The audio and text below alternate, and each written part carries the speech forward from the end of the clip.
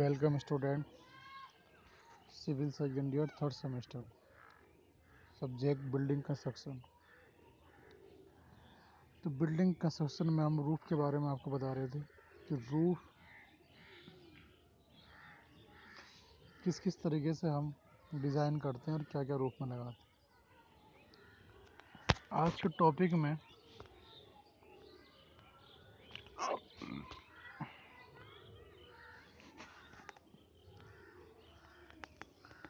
Building construction में हमने लिया एस्बेस्टस सीमेंट और जस्तीकृत लोहे की चादरों का स्थल अर्थात बिछाना। क्या मैं एस्बेस्टस सीमेंट और जस्ते की लोहे की चादर हम किस तरीके से लगाते हैं। एसी तथा जीआई चादरों में पर्याप्त अंतर है, लेकिन दोनों चादरों का छत पर बिछाने की मुख्य विधि लगभग समान है।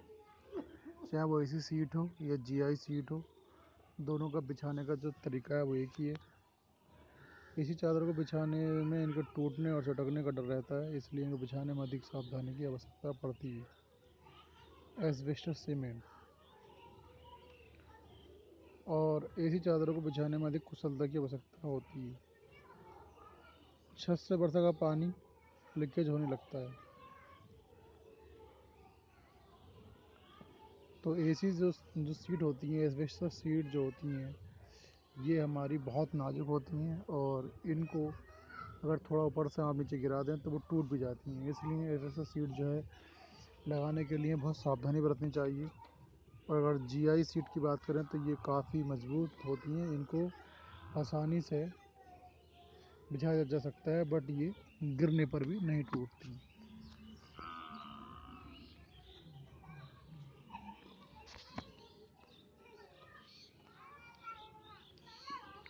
चादरों को हवा का विरुद्ध दिशा में एक किनारे से बिछाना शुरू करना चाहिए और चादरों को बाएं से दाएं की तरफ बिछाने की विधि निम्न प्रकार है। सबसे पहले ओलती पर चादर बिछाई जाती है। ओलती पर बिछाई जाने वाली प्रथम चादर बिना कटी पूर्ण चादर होती है, लेकिन शेष चादरों का ऊपरी बायां कोना कटा होता है। चादरों के मध्यवर्ती पंक्तियों में प्रत्येक पंक्ति की पहली चादर, निचला दायां कोना कटा होता है। शेष चादरों के निचले दाएं कोने तथा ऊपरी बाएं कोने कटे होते हैं। सबसे ऊपर की पंक्ति में अंतिम चादर को छोड़कर शेष चादरों के निचले दाएं कोने कटे होते हैं। अंतिम चादर बिना कटी पूर्ण चादर बिछाई जाती है। चादरों के कोने केवल एसी चादरों में ही काटे जाते हैं और जीआई चादरों को कोने काटने की आवश्यकता नहीं होती है। एसी चादरों के कोने इसलिए काटे जाते हैं ताकि वहाँ पर चादरों के कोने मिलते हैं और वहाँ पर पानी जोड़ों से न आ पाए। अगर एसी चादरों के कोने नहीं कटे होंगे तो जॉइंट के स्थान से छत चूने लगेगी। कैंची में पर्लिनों की स्थिति इस प्रकार से निर्धारित की जाती है कि चादरों के जोड़ों के स्थान पर पुर्लिन आ जाए और एक पर्लिन चादर के मध्य में भी होनी चाहिए। चादरों में छिद्र करके उनको जस्तीकृत लोहे के बने जे बोल्ट और हुक बोल्ट द्वारा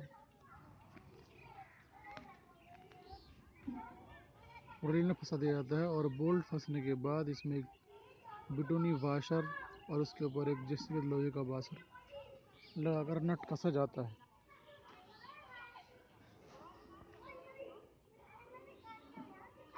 बिटुमनी वाशर से बोल्ट के लिए चादर में बना छिद्र जलरोधी हो जाता है और रिज पर एक टोपी लगाई जाती है ताकि काठी से वर्षा का पानी न आए। चादर बिछाने में निम्न सावधानी होनी चाहिए। तो तमाम अरेंजमेंट हम करते हैं ताकि वर्षा का पानी अंदर की ओर ना आ सके। एसी चादरों की चिकनी सतह होने पर एसी चादरों की ऊपरी सतह चिकनी होनी चाहिए और इन चादरों के एक कोने पर टॉप लिखा होता है। चादर बिछाते समय ये सिरा काठी की तरफ का होना चाहिए और जीआई चादर को दोनों सतह पर सब साइडें एक सी होती हैं और इन्हें कैसे भी बिछाया जा सकता है। एसी सीट जो होती है उस पर लिखा हुआ होता है टॉप, और जो हमारी जीआई होती है वो दोनों दोनों तरफ से एक सी होती है, उसको हम किसी तरफ से भी बिछाया जा सकता है।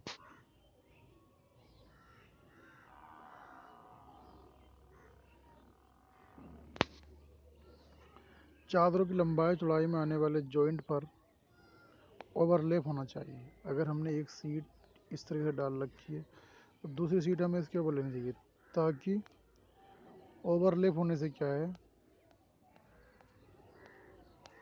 ओवरलैप होने से पानी अंदर की ओर नहीं जाएगा। एसी और जीआई चादरों में लंबाई में चढ़ाव 15 सेंटीमीटर 10 सेंटीमीटर होना चाहिए। जीआई और एसी बिग 6 साइडों के जॉइंट पर चढ़ाव 1/2 नालिका के बराबर होना चाहिए, लेकिन एसी ट्रेफोर्ड चादरों में साइड चढ़ाव एक नालिका के बराबर रखा जाता है। तो ये हुक बोल्ट है जो हम हमेशा ऊपर से लगाते हैं। हुक बोल्ट, जीआई वाशर, नट, बिटुमन वाशर। बिटुमन लगाया, उसके ऊपर हमने क्या लगाया, बिटुमन के बाद जीआई वाशर लगाया, फिर हमने नट कसा, हुक बोल्ट। ये हुक बोल्ट, बिटुमिन वाशर, नट। तो जब भी हम किसी सीट को इंस्टॉल करते हैं तो जो उसका ऊपरी सिरा है उसके अंदर से हम बोल्ट निकालते हैं, ताकि वहाँ पे पानी का अंदर की ओर फ्लो ना हो सके।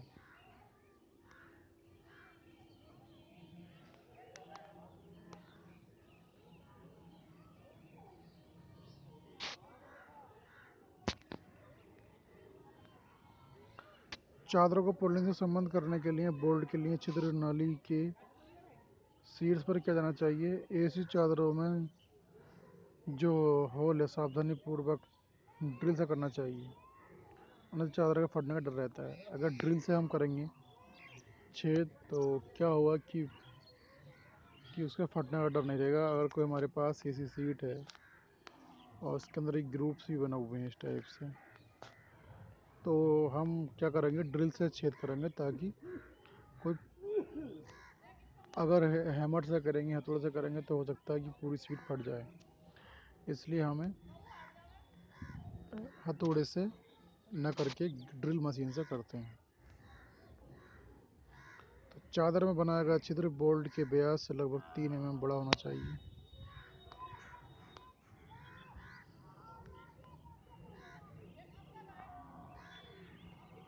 विभिन्न प्रकार के बोल्ट जो यूज किए जाते हैं, छतों में यूज होने वाले बोल्ट, ये हुक बोल्ट है। जीआई वाशर, बिटुमिन वाशर हम लगाते हैं, और इस तरीके से ये भी बोल्ट हैं, ये भी बोल्ट हैं। तो वो डिपेंड करता है कि हमारी जो फ्रेम स्ट्रक्चर कैसा है जिसके ऊपर हम बोल्ट लगा रहे हैं।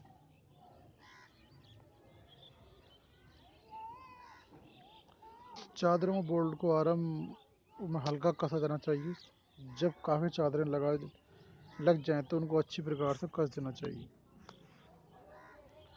पर्लिन पर बोल्ट को अधिक नहीं कसना चाहिए, ऐसी चादरों में अन्यथा उनको चटकने का डर रहता है। काठी टोपी को काठी पर्लिन पर कसा जाना चाहिए और चादरों को बिछाने की व्यवस्था दिखाई गई है।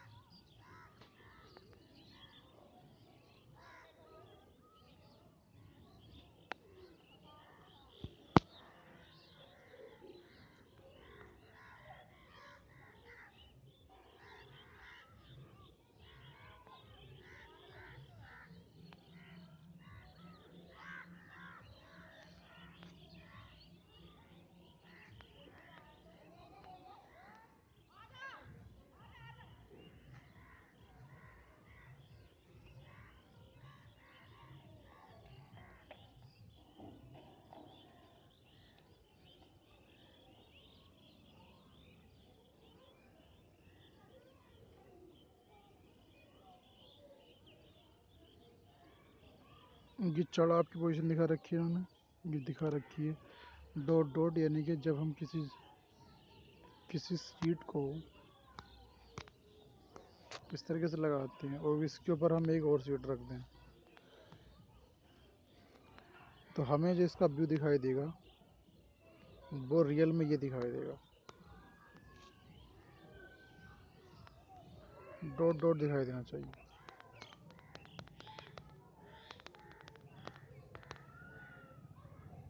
इससे ये मालूम होता है कि हाँ इसके नीचे भी एक सीट हमने लगा रखी है।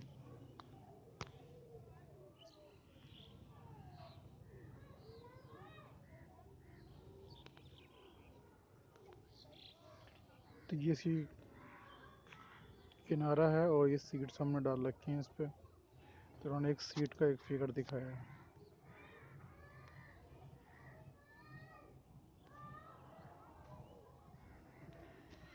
हीट इंसुलेशन ऑफ रूफ, यानी कि जो छतों का उष्मारोधन, जो छत हमारी होती है वो कैसे कैसे हीट को रोक पाती है।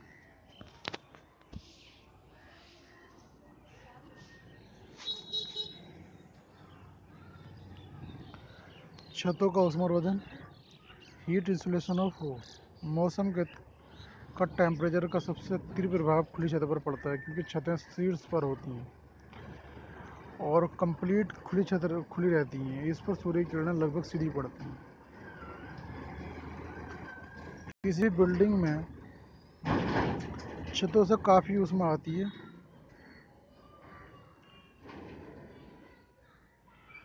ऊष्मा की मात्रा छत के प्रकार, छत की ऊंचाई और मोटाई पर निर्भर करती है। जीआई चादर वाली छतों में ऊष्मा का आवागमन अधिक होता है क्योंकि यह ताप की सुचालक होती हैं और इसकी मोटाई बहुत कम होती है। एसी चादरों वाली छतों में काफ़ी ऊष्मा आती है।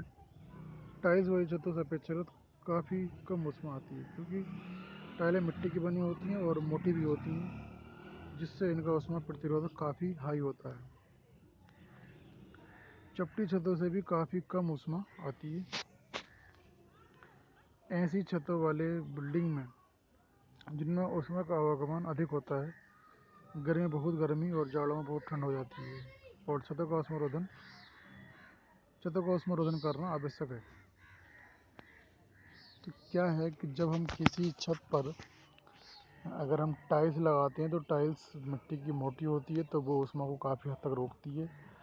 सीमेंट कंक्रीट की है तो वो भी एक लिमिट तक रोकती है, और अगर हमारी स्टील की कोई छत है तो वो ऊष्मा को इतना नहीं रोक पाती है। इसलिए ऊष्मा का जो है, छतों का जो ऊष्मारोधन है, हीट इंसुलेशन ऑफ रूफ, तो हालांकि छत हीट को रोकने का कार्य करता है, मगर जो छतें उसमें की सुचालक हैं कुचालक हैं तो वो उन पर डिपेंड करता है कि वो किस हिसाब से उनको ऊष्मा को एब्जॉर्ब करती हैं, किस तरीके से वो ट्रांसमिट करती हैं।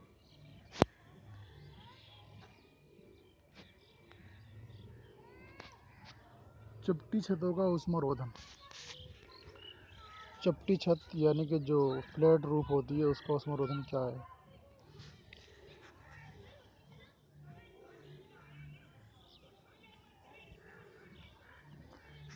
चपटी छत यानी कि फ्लैट छत, छत की ऊंचाई पर्याप्त होनी चाहिए और ऊंची छत उसमें वायु स्थान ऊष्मा के प्रभाव को काफ़ी कम कर देता है। इसलिए ऊंची छत वाले कमरे गर्मियों में अपेक्षाकृत ठंडे और सर्दियों में अपेक्षाकृत गर्म रहते हैं। चपटी छतों में सीमेंट कंक्रीट स्लैब वाली छतों का हीट इंसुलेशन न्यूनतम होता है। इन छतों का ऊष्मारोधन बढ़ाने के लिए ऊपर वाली सतह पर 4 सेंटीमीटर मोटी चिकनी मिट्टी की परत बिछा दी जाती है। इस परत को इंसुलेशन लेयर कहते हैं। इस लेयर के ऊपर सामान्य जलरोधी उपचार किया जाता है और उस जलरोधी उपचार के लिए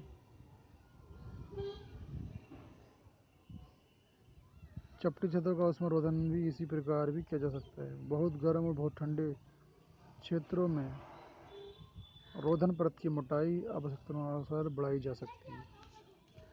अगर आपको हीट और ज़्यादा रोकनी है तो आप जो रूफ डालते हैं उसकी थिकनेस बढ़ा दें, तो वो कहीं ना कहीं उसमें वो काफ़ी हद तक रोकेगी।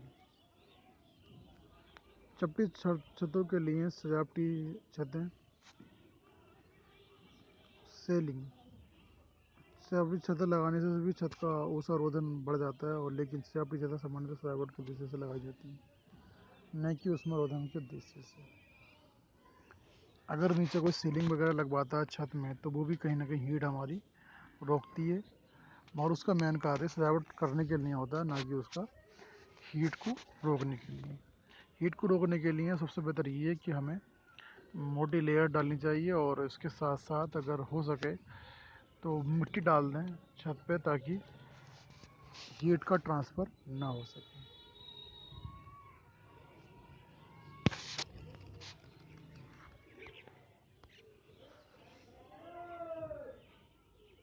Heat insulation of sloping roof. ढलवा छतों की मोटाई बहुत कम होती है, और इसके साथ इनका क्षेत्रफल भी अधिक होता है, इसलिए इन छतों का ऊष्मा का आवागमन अधिक होता है, और इन छतों का ऊष्मारोधन आवश्यक होता है। विशेषकर आवासीय भवनों में औद्योगिक वर्कशॉप की छतों में सामान्यतः कोई ऊष्मारोधन उपचार नहीं किया जाता है, लेकिन ये छतें काफ़ी ऊंची बनाई जाती हैं, जिससे फर्श तल पर ऊष्मा के आवागमन का प्रभाव काफ़ी कम हो जाता है। टाइलों वाली छतों का ऊष्मा अवरोध काफ़ी अधिक होता है, इसलिए बिल्डिंगों में इन छतों पर कोई ऊष्मा रोधन उपचार नहीं किया जाता है, और एसी और जीआई छतों की छतों में ऊष्मा रोधन उपचार की आवश्यकता होती है। अगर जिस छत पर हम टाइल्स लगाते हैं तो उसका ऊष्मा रोधन बहुत हाई होता है, लेकिन एसी और जीआई चादरों की छतों में ऊष्मा रोधन उपचार की आवश्यकता होती है। जीआई चादरों की छतों पर ऊष्मा रोधन के लिए जो जीआई चादरों की छतों पर ऊष्मा रोधन के लिए टाइल्स बिछाई जाती हैं। नालिकाओं के सीड्स 4x4 सेंटीमीटर खंडों के बैटन्स 45 सेंटीमीटर से 50 सेंटीमीटर के अंतरालों पर लगा दिए जाते हैं, और इन बत्तों को चादर व पर्लिन पर पेजों से अच्छी प्रकार कर दिया जाता है, और इन बत्तों पर सामान्य प्रकार की टाइलें बिछा दी जाती हैं। औद्योगिक बिल्डिंग में एसी और जीआई चादरें छतों में ऊष्मा रोधन के उद्देश्य से सजावटी छत भी लगाई जाती है, जिससे ऊष्मा के रोधन के साथ साथ सजावट में वृद्धि होती रहती है। अगर जिस छत में टाइल्स लगा हुई है तो वो काफ़ी हद तक हीट को रोकती है, और तो हम एसी और जीआई चादरों का जहाँ जहाँ यूज़ करते हैं उसके लिए अलग से भी ट्रीटमेंट करना होता है, ताकि हीट को रोका जा सके।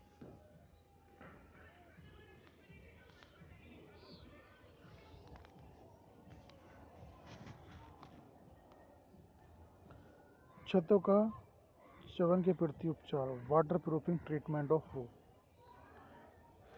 मोस्टली जितनी भी छतें हैं, चाहे वो आरसीसी की हों, चाहे टाइल्स की हों, चाहे मिट्टी की हों, चाहे एस्बेस्टस की चादरों की हों, तो कहीं ना कहीं वाटर प्रूफिंग ट्रीटमेंट की ज़रूर आवश्यकता होती है, क्योंकि हर एक सीट से पानी ज़रूर नीचे की ओर आने लगता है। वर्षा का भी तीव्रतम प्रभाव छतों पर ही होता है, क्योंकि जो जाहिर सी बात है, जो भी छत होगी पानी उस पर ही आकर गिरेगा। सबसे ज़्यादा पानी का जो प्रभाव होता है वो छत पे ही होता है। अगर छत के निर्माण में कोई कमी होती है तो उसको ठीक उपचार नहीं होता है, तो छतों से पानी की व्यवस्था हो पानी का चवन यानी कि बट पानी प्रूफिंग होने लगती है, और छत से वर्षा के पानी का चयन रोकने के लिए पर्याप्त उपाय और उपचार किए जाने चाहिए। कि कोई भी छत हो, हर छत से पानी ज़रूर टपकने लगता है।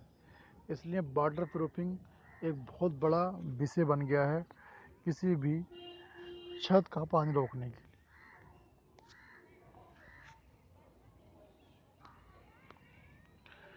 चपटी छतों का जलरोधी उपचार, यानी कि जो हमारे पास फ्लैट रूफ है तो फ्लैट रूफ के लिए वाटर प्रूफिंग ट्रीटमेंट। तो वाटर फ्लैट रूफ के लिए ढलवा छतों की अपेक्षा अधिक मोटे और महंगे जलरोधी उपचार की आवश्यकता होती है। इस उद्देश्य के लिए पदार्थ इस प्रकार का होना चाहिए कि उससे जलरोधन के साथ साथ हीट इंसुलेशन भी मिले। फ्लैट छतों पर पानी का इकट्ठा होने की संभावना रहती है, जो नमी और प्रूफिंग का मुख्य कारण है। इसलिए छत का जल व्यवस्था जल निकास व्यवस्था अच्छी होनी चाहिए और छत में पर्याप्त ढाल दिया जाना चाहिए और जल निकास के लिए वर्षा जल पाइप लगाए जाने चाहिए। आरसीसी और आरवी स्लैब की छतों में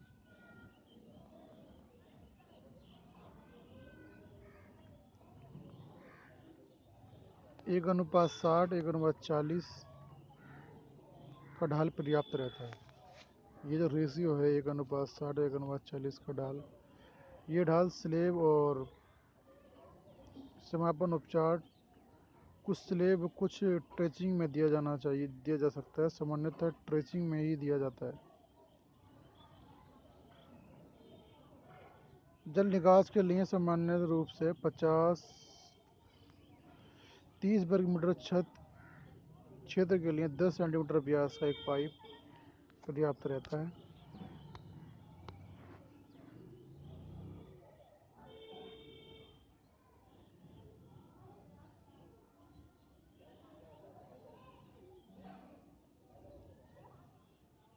ट्रेचिंग करने पर छत का वाटर प्रूफिंग के साथ साथ हीट इंसुलेशन भी हो सकता है। हीट इंसुलेशन भी